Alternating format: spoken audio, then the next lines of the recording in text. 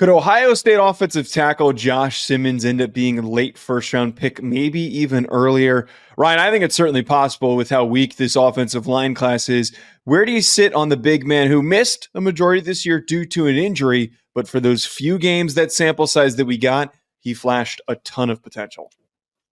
I mean, I think it was the best first round left tackle tape that we saw before he got injured, unfortunately, right? Like, I think the 2025 class in general lacks left tackles. And in a class, even with the injury, I think Simmons has a chance to rise up boards because we are just missing some players that have this combination of length, athleticism, and that can definitely lock down the blind side for an offense.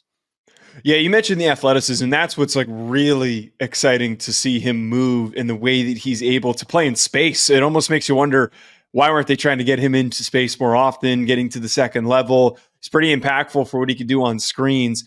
The other thing, too, that's so under talked about, Ryan, with a lot of tackle prospects is how strong his back is. And what I mean by that is that ability to maintain a broad chest and to not lose any balance with your body posture, the way that you're handling yourself. And then when you take on contact, he's not getting blown back. He's not losing that posture. He's able to maintain that same, level of body placement and where he is in his positioning if he strikes with the right spots that he is. What else besides that do you think stands out for Simmons? I mean, there are three biggest things that I watch when I try to find offensive tackle prospects, but more specifically left tackle prospects that could be the blindside protector. Is I want length, I want foot quickness, and I want flexibility. And I think that Simmons has all those things, and he always did. I remember when he was coming from San Diego State, he was a little bit of a raw prospect in the sense of underdeveloped physically.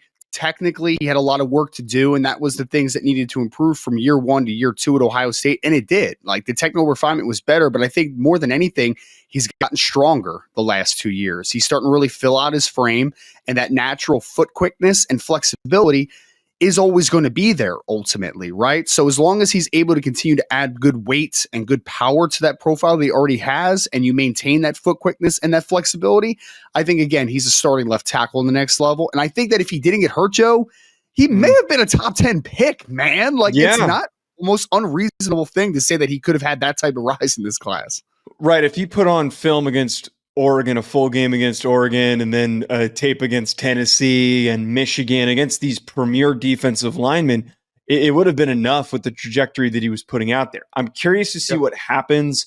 That is the most simple weakness. That's not really a weakness that's going to hurt him throughout this process. I wonder if he still ends up going in the first round because of the injury, if teams overthink it, teams overvalue guys that were able to test and put up good numbers. He's somebody I would love to see his testing numbers, because we're sitting here, we're hyping up the athleticism that would have shined at the NFL Combine. Well, I think that for me, I think he will go in the first rounds, just because when I look at him comparative to the rest of the class, I mean, we've talked about this throughout the process, even back to the summer, there's going to be some questions about a couple of these offensive tackles in this class and whether they are true left tackles, even if they're true offensive tackles. I mean, there is going to be a mix on Will Campbell from LSU. There's going to be somewhat of a mix on Kelvin Banks from Texas, even though I think he's a tackle. There's going to be some teams that view him at guard.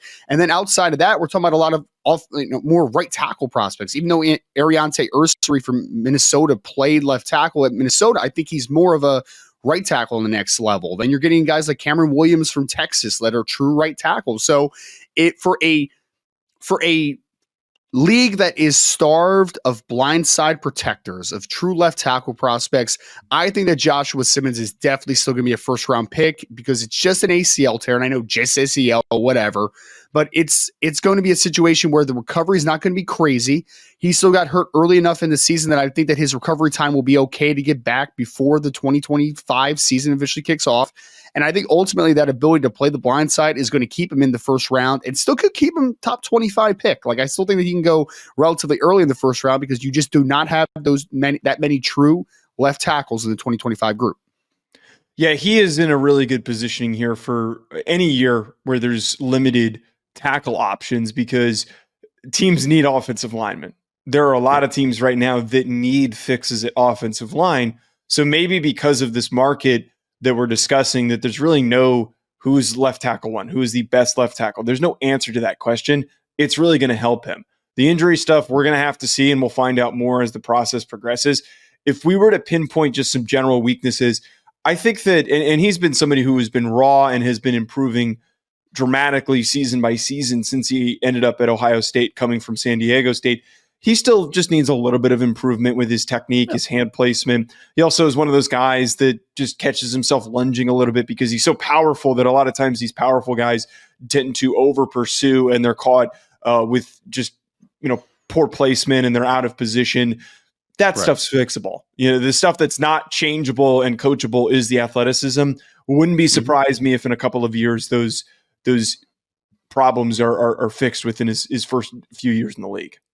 Yeah, because it's been a lot better, obviously, but I do think just general hand placement can continue to improve. I think sometimes he gets a little bit outside of his frame at times, but I think the other big thing for me is he's so good working up to the second level, but I do think sometimes when he gets to the second level, his butt raises up a little bit, because I don't think he lacks flexibility, but I just think he kind of strikes a little high on the second level at times, which is not a big deal now. But on the NFL level, when you're going to start playing a little bit faster, a little bit more explosive athletes on the second level in the linebacker position, I do think that that strike could be a little bit more advantageous with a little bit of a better base. So I think outside of that, there's not a ton to nitpick other than obviously him coming off the injury. I think that he has upside to start in the NFL, plus starter upside at left tackle. It's really just going to depend on just tweaking that little tiny parts of the technical refinement stuff and to keep him healthy coming off the injury. Folks, let us know in the comments, where do you want to see Josh Simmons play? And also make sure you hit that subscribe button, hit the like button, and we'll be back with more.